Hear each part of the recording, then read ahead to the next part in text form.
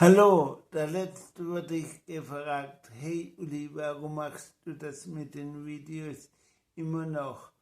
Sie werden teilweise kaum angeklickt, wenn du mal ein paar Tage nichts machst, mag das auch niemand, also was treibt dich an?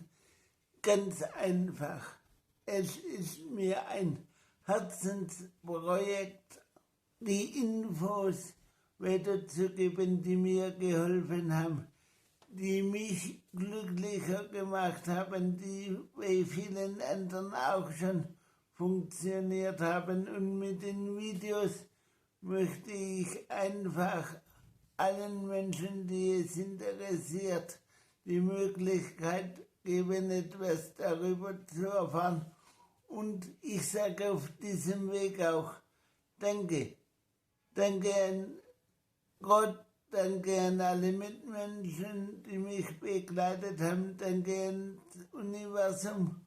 Und es ist einfach herrlich, so ein Herzensprojekt zu verfolgen.